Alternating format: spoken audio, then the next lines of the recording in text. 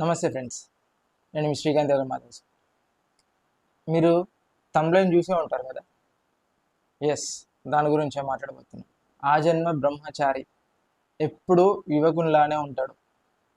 దేశం కోసం బ్రహ్మచారిగా అని చెప్పుకునేటోడు ఎవరో మీకు ఆల్రెడీ అర్థమయ్యే ఉంటుంది.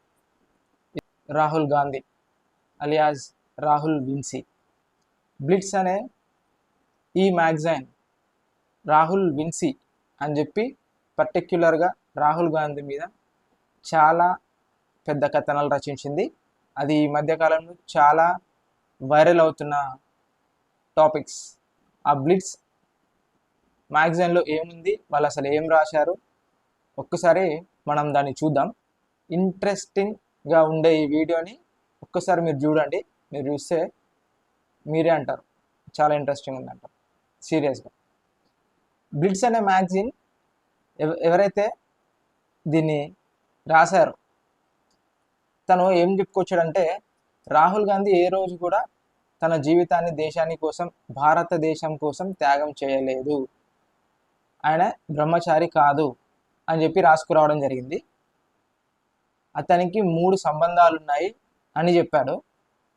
అసలు ఆ మ్యాటర్ ఏంటి, ఆయన రాసిన కథనాలు ఏంటి, అవి ఎంతవరకు నిజమో కాదో ఒకసారి మనం చర్చిద్దాం. Let's go. యాక్చువల్గా ఈ హిడెన్బర్గ్, వాషింగ్టన్స్ ఇట్లాంటి మ్యాగజైన్లో ఇండియా గురించి ఏ ఆర్టికల్ వచ్చినా ఆ పేజెస్ని కానీ లేకుంటే ఆ న్యూస్ పేపర్ కటౌట్ ప్రింటింగ్ తీసుకొని మీడియా ముందుకు వచ్చి చూపించే రాహుల్ గాంధీ ఇప్పుడు మరి ఈ బ్లిట్స్ పత్రికను కూడా, మ్యాగజైన్ని కూడా తీసుకొచ్చి చూపించి ఖండిస్తారా ఖండించరా అని చెప్పేసి మనం మాట్లాడుకోవాల్సింది. మరి ఇన్ని డేస్ అయినా కూడా అతను ఎందుకు చూపించడం లేదు? ఫారెన్ పేపర్స్ అంటే అంత ఇష్టం ఉన్న రాహుల్ గాంధీకి ఈ మ్యాగజైన్ కూడా ఫారెన్ మ్యాగజైనే కదా, మరి దీన్ని కూడా చూపించి ఖండించడము, నిజమని చెప్పడము చెప్పాలి కదా. దీన్ని ఎందుకు అవాయిడ్ చేస్తున్నట్టు? గ్లిడ్స్ మ్యాగజైన్ ఏమని రాసిందంటే, the unveiling of shocking dark secret behind the TNC's heir అని చెప్పేసి క్లియర్గా హెడింగ్స్తో సహా పెట్టి రాసింది. దాంట్లో ఫస్ట్ ఆఫ్ ఆల్ రాహుల్ గాంధీకి మనం చెప్పుకున్నట్టు ముగ్గురితో సంబంధాలు ఉన్నాయని చెప్పారు. దాంట్లో ఫస్ట్ వచ్చేసి తన కాలేజ్ డేస్లో ఆ సమయంలో నోల్ జిహార్ అనే అమ్మాయితో పరిచయం ఉందని చెప్పారు. అండ్ ఈమె పేరును కూడా మార్చుకుంది అని చెప్పేసి గ్లిడ్స్ మ్యాగజైన్ రచించిన కథనం ప్రకారం తెలుస్తుంది. నోయల్ ప్రిన్సెస్గా అని కూడా అంటారు. ఆమె ఆఫ్ఘాన్ రాజు అయిన మొహమ్మద్ జాహిర్కి మనవరాలు. ఆమె తండ్రి మొహమ్మద్ దావుద్ ఖాన్, ఆమె తల్లి ఫాతిమా బేగం. వాళ్ళ తల్లి వచ్చేసి ఆఫ్ఘాన్ మిలిటరీ లెఫ్టినెంట్ రాయబారి, ఆ దేశానికి సంబంధించిన మెయిన్ పోస్ట్లో ఉండేదని మనకు గ్లిడ్స్ మ్యాగజైన్ రచించింది.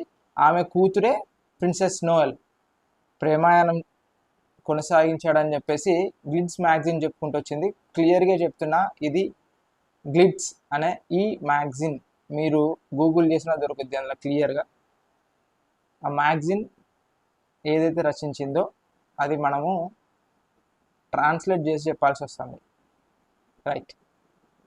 అండ్ రాహుల్ గాంధీని పెళ్లి చేసుకోవడానికి తను క్రిస్టియానికి కన్వర్ట్ అయిందని చెప్పేసి, అండ్ తను తన పేరుని కూడా మార్చుకుంది అని చెప్పేసి తెలుస్తోంది. అండ్ ఇదే క్షణంలో తను ఎప్పుడైతే నేమ్ చేంజ్ చేసుకుందో అండ్ క్రిస్టియానిటీకి ఎప్పుడైతే కన్వర్ట్ అయిందో అప్పుడు సోనియా గాంధీ కూడా వీళ్ళ లవ్ అఫైర్ని తెలిసి కూడా ప్రోత్సహించిందని చెప్పేసి కూడా రాసుకొచ్చింది. అదే తరుణంలో తను ప్రెగ్నెంట్ అవ్వడం జరిగింది. ప్రెగ్నెంట్ అయిన తరువాత రాహుల్ గాంధీ తనని అబోర్షన్ చేసుకోమని చెప్పాడు. అది తనకి నచ్చక అక్కడి నుండి వెళ్ళిపోయిందని చెప్పేసి కూడా గ్లిడ్స్ మ్యాగజైన్ తన దాంట్లో రాసుకొచ్చింది. ఇదంతా అయిపోయిన తర్వాత 2013 ఈజిప్షియన్ రాజు మొహమ్మద్ అలీని తను పెళ్లి చేసుకొని వెళ్ళిపోవడం జరిగింది. అండ్ నెక్స్ట్ వన్ వచ్చేసి Rahul Gandhi girl friend or ఈమె కూడా వైఫే, ఇప్పుడు ప్రజెంట్ ఉన్న వైఫ్ అనుకోవచ్చు.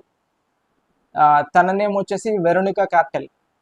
ఈమెతో చాలా మంచి సంబంధాలు ఉన్నాయని చెప్పేసి రాహుల్ గాంధీ బహిరంగంగా చెప్పుకోరావడం జరిగింది. అండ్ 1999 ఆర్ 2000 ఎన్నికల ప్రచారంలో కూడా వీళ్ళిద్దరూ కలిసి సోనియా గాంధీతో ప్రచారానికి వచ్చారని చెప్పేసి కూడా మనకు సుబ్రహ్మణ్యం శాస్త్రి గారు ఉన్నారు కదా, తను డైరెక్ట్గా ఫోటోగ్రాఫ్స్ కూడా చూపించారు.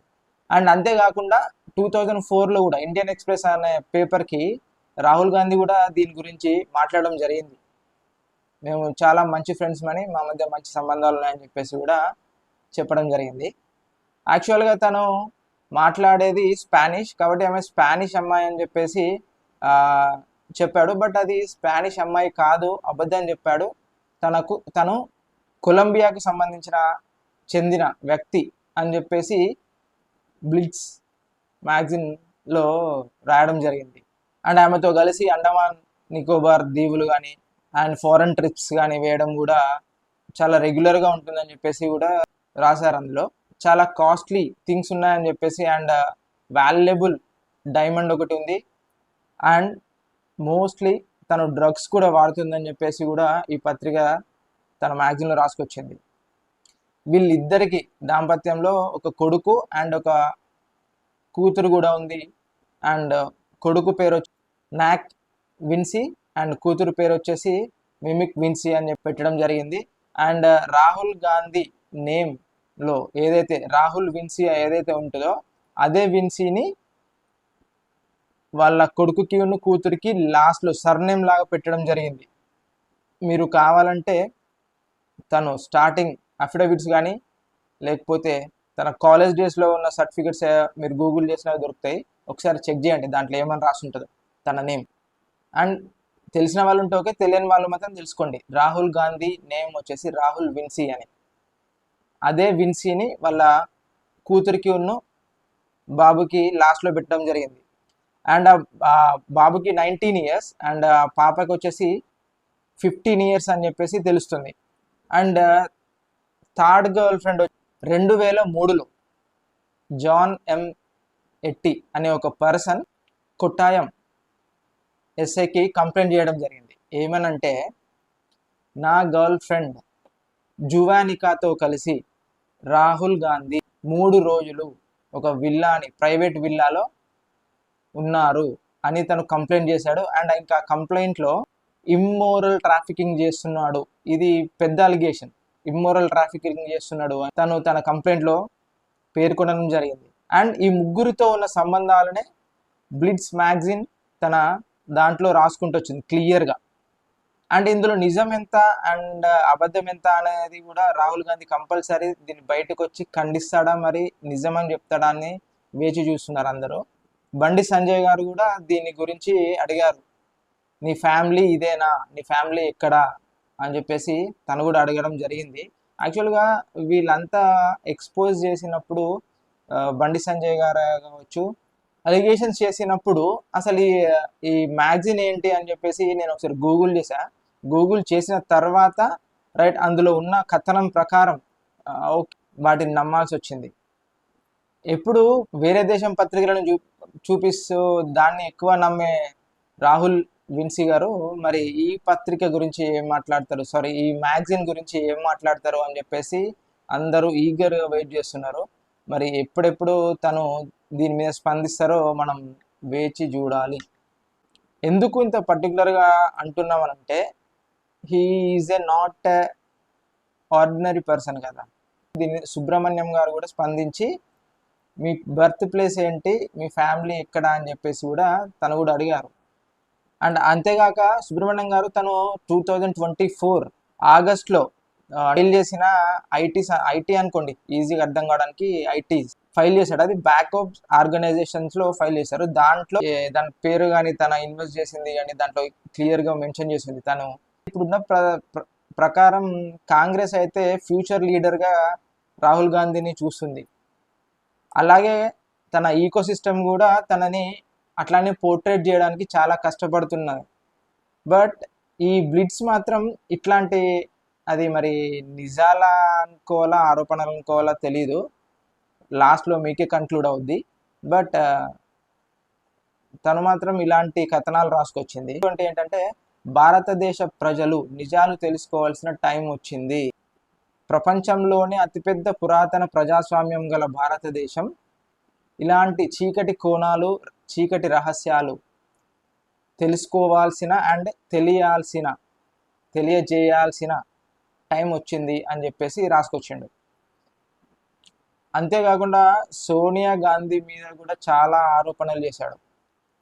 సోనియా గాంధీ పాస్ట్ని అండ్ పాస్ట్లో తనకున్న సంబంధాలని, మరియు రాజీవ్ గాంధీని ఎలా పెళ్లి చేసుకుంది, పెళ్లి చేసుకోవడానికి గల జరిగిన లోపాయకర ఒప్పందాలు ఏంటి, అండ్ 20 సంవత్సరాల తర్వాత భారతదేశం పౌరసత్వం గురించి ఎందుకు అప్లై చేసుకోవాల్సి వచ్చింది, ఇవన్నీ రాసుకొచ్చాడు తను క్లియర్గా. అండ్ ఇదే కాక చాలా పెద్ద అలిగేషన్ ఏంటి అని అంటే ఐఎస్ఐతో తనకు సంబంధాలు ఉన్నాయని, సోనియా గాంధీకి 2009 వరకు తనకు మంచి సంబంధాలు ఐఎస్ఐతో ఉన్నాయని చెప్పేసి కూడా బ్లిట్స్ మ్యాగజైన్ రాసుకొని వచ్చింది. ఇది ఇలా ఉంటే ఈ మ్యాగజైన్ ఎవరైతే ఇదంతా రచించిండ్రో వాళ్ళు ఐఎస్ఐ, జమాతే అంటారు కదా, ఇట్లాంటి ఉగ్రవాద సంస్థల్లో తన నంబర్ అంటే బ్లాక్ లిస్ట్లో రెడ్ మార్క్లో ఉంటుంది కదా, తన నెంబర్ 62 నుంచి వెళ్ళి 21కి వచ్చిందని కూడా మనకు కొన్ని సెర్చెస్ వల్ల తెలిసిన విషయం ఇది. అంటే ఇతను చెప్పినవన్నీ నిజాలే అయి ఉండొచ్చు అనేది దీనికి ఒక ఎగ్జాంపుల్ కూడా మనం తీసుకోవచ్చు. ఎందుకంటే తను వచ్చేసి 62 పొజిషన్ల నుంచి డైరెక్ట్గా 21 పొజిషన్కి వచ్చిండు. అంటే లిస్ట్ తగ్గుకుంటూ తను మీదికి వస్తున్నాడు అంటే మీరే ఆలోచించుకోవచ్చు. తను ఇదే కాదు, ఇంకా చాలా ఇట్లాంటివి చీకటి కోణాలని, రహస్యాలని వెలుగులోకి తీసుకొచ్చిండని చెప్పి ఆయన చేసిన ఇన్వెస్టిగేషన్ జర్నలిజం చాలా అంటే చాలా అప్రిషియేట్ కూడా చేయొచ్చు. అంటే మనం ఒక ఐఎస్ఐ తీవ్రవాదులకే షార్ట్ లిస్ట్లో ఉన్నాడు అంటే ఆయన ఎంతగానం వర్క్ని ఎంత డెడికేటెడ్గా చేసిండో, ఇన్వెస్టిగేషన్ ఎంత పర్ఫెక్ట్గా ఉండేనో, తన జర్నలిజం మార్క్ని ఏ విధంగా చూపెట్టిండో అని మనం తెలుసుకోవచ్చు. యాజ్ ఎ జర్నలిస్ట్గా నేనైతే చాలా హ్యాపీగా ఫీల్ అవుతున్నాను. వై? బికాస్ తను చేసిన వర్క్కి, తన డెడికేషన్కి. బంగ్లాదేశ్కి సంబంధించింది. సారీ, మళ్ళీ చెప్తున్నా, ఇది మ్యాగజైన్, ఈ మ్యాగజైన్ వచ్చేసి బంగ్లాదేశ్కి సంబంధించింది. తన నేమ్ సలావుద్దీన్ షోబ్ చౌదరి. ఎస్, ఇదే తన నేమ్. తను ఫ్రంట్లో ఫస్ట్ ఉన్న పారాగ్రాఫ్ ఏం రాశాడంటే, నాకు రాహుల్ గాంధీతో ఎలాంటి పగ లేదు అండ్ శత్రుత్వము లేదు అని స్టార్ట్ చేసిండు ఫస్ట్ తన మ్యాగజైన్లో. దాని తర్వాత, నేను లౌకికవాదాన్ని నమ్మే మనిషిని, జవహర్ లాల్ నెహ్రూ ఎన్ని పెళ్లిళ్ళు చేసుకున్నాడన్నది నాకు అనవసరమైన విషయం, ఆ వ్యక్తిగత విషయాలు అందరికీ తెలిసినవే, ఉద్దేశం ఒకటే, రాహుల్ గాంధీ జీవితం గురించి భారతీయులు ఎన్నో నిజాలు తెలుసుకోవాల్సి ఉంది. రాహుల్ గాంధీకి 3 గర్ల్ ఫ్రెండ్స్ ఉన్నారు, 2 పిల్లలు ఉన్నారు, విదేశాల్లో ఆయన రౌల్ విల్సీ అనే పేరుతో చలామణి అవుతున్నారు, బ్రిటిష్ పౌరసత్వం కూడా ఉంది. తను రాశాడు మెయిన్గా ఇది.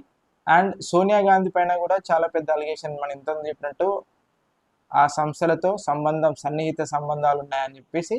అండ్ ఇంకొకటి కూడా రీసెంట్గా మనం చూసింది బంగ్లాదేశ్, దాని మీద కూడా తను మాట్లాడాడు. ప్రస్తుతం బంగ్లాదేశ్లో అనిశ్చితి నెలకొంది. ప్రధాని పదవికి రాజీనామా చేసి షేక్ హసీనా అక్కడి నుంచి ఇండియాకి పారిపోయి వచ్చింది. ఇప్పుడు అక్కడ ఆపద్ధర్మ ప్రభుత్వం కొనసాగుతుంది. షేక్ హసీనా ప్రభుత్వానికి సంబంధించిన నాయకులందరినీ ఆ ప్రభుత్వం పక్కన పెట్టేస్తుంది. కానీ డాక్టర్ గౌహరి రిజ్వీని మాత్రం ఏమనట్లేదు, అసలు ఆమెను టచ్ కూడా చేయలేదు ఇప్పటి వరకు. ఇప్పుడున్న ఆపద్ధర్మ ప్రభుత్వం జర్నలిస్ట్ ఆ వ్యక్తి మరెవరో కాదు అని, అండ్ సోనియా గాంధీకి కజిన్ భర్తనే అని రాసుకొచ్చడం. సోనియా గాంధీకి కావలసిన వ్యక్తి అవడం వల్లే తనని ఎవరు టచ్ చేయలేదు, పదవుల నుంచి వెళ్ళి కూడా దిగమని చెప్పలేదు అని చెప్పేసి సలాలుద్దీన్ తన మ్యాగజైన్లో రాసుకొచ్చిండు. ఇంతకంటే ఇంపార్టెంట్ అండ్ ఒక బాంబ్ బ్లాస్టింగ్ లాంటి ఒక మ్యాటర్ ఏంటి అని అంటే, బంగ్లాదేశ్లో హిందువుల మీద జరుగుతున్న దాడులకు అండ్ రాహుల్ గాంధీకి లింక్ ఉంది. బంగ్లాదేశ్లోని బిఎన్పి పార్టీ చీఫ్ ఎవరైతే ఉన్నారో ఖలీదా జియా కొడుకు తారిఫ్ రెహమాన్ తనతో కలిసి రాహుల్ గాంధీ లండన్లో భేటీ అయ్యాడు అని చెప్పేసి కూడా క్లియర్గా రాశాడు. అక్కడే ఇదంతా ప్లాన్ జరిగింది. అక్కడే వాళ్ళు ఈ ప్లాన్ని ఎగ్జిక్యూట్ చేద్దామని చెప్పేసి అనుకున్నారు. బంగ్లాదేశ్ నుంచి వెళ్ళి షేక్ హసీనాని పంపించేసి అక్కడున్న హిందువుల మీద దాడికి పాల్పడాలి అని చెప్పి. అండ్ ఇండియన్ గవర్నమెంట్కి కూడా చాలా సీరియస్గా వార్న్ చేశాడు. ఇదంతా జరుగుతుంటే భారత ప్రభుత్వం ఏం చేస్తుంది, మోదీ గవర్నమెంట్ దీని మీద ఏం చేస్తుంది? ఇన్ని ఆరోపణలు వచ్చాయి, చాలా ఆరోపణలు వచ్చాయి. నాకంటే ముందు చాలామంది ఆరోపణలు చేశారు. బట్ ఇన్ని ఆరోపణలు వచ్చినా భారత ప్రభుత్వం ఏం చేస్తుంది అని చెప్పేసి క్వశ్చన్ చేశాడు. కేంద్ర ప్రభుత్వం రాహుల్ గాంధీపై మెతక వైఖరి ప్రదర్శిస్తుందని, ఎందుకు చర్యలు తీసుకోవడం లేదో తెలియజేయాలని చెప్పేసి రాశాడు. అంతేకాకుండా హోమ్ మినిస్ట్రీ పదవిలో ఉన్న అమిత్ షా కూడా ఇంత సైలెంట్గా ఉండడం నన్ను చాలా ఆశ్చర్యపరిచిందని చెప్పేసి మాట్లాడాడు. రాహుల్ గాంధీ బ్రిటిష్ పౌరసత్వం మీద ఇప్పటికీ చాలాసార్లు విచారణ జరిగింది. బట్ కాకపోతే రాహుల్ గాంధీ దీన్ని కొట్టిపారడం జరిగింది. ఈ మ్యాగజైన్లో ప్రస్తావించాడు. ఒక జాతీయ పార్టీ నేతపై ఇలాంటి ఆరోపణలు చాలా సంచలనం రేపుతున్నాయి.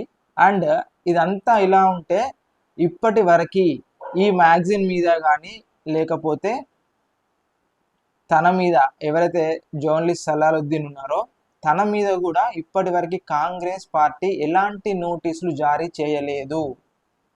ఇదే కొసమెరుపు అసలు. యాక్చువల్గా మనం స్టార్టింగ్ మాట్లాడుకున్నాం ఇది నిజమా అబద్ధమా అని చెప్పేసి మాట్లాడుకున్నాం కదా. మరి ఇన్ని డేస్ అయినా కూడా కాంగ్రెస్ పార్టీ తనకెందుకు నోటీసులు పంపించలేదు? అక్కడ ఉన్న గవర్నమెంట్తో మాట్లాడి తనకి ఎందుకు కొన్ని ఇన్ కేస్ చిన్న అరెస్ట్ అని ఎందుకు చేపించలేకపోతుంది? అంటే ఇవన్నీ కరెక్టేనా?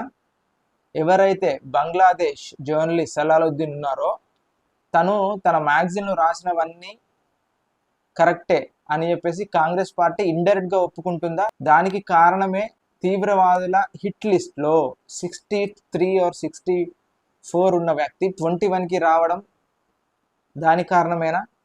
సోనియా గాంధీకి ఉగ్రవాదులకి లింక్ ఉంది అని చెప్పేసి రాసుకురావడమే ఈ మెయిన్ కారణమా అని చెప్పేసి కూడా చాలా క్వశ్చన్స్ రేజ్ అవుతున్నాయి.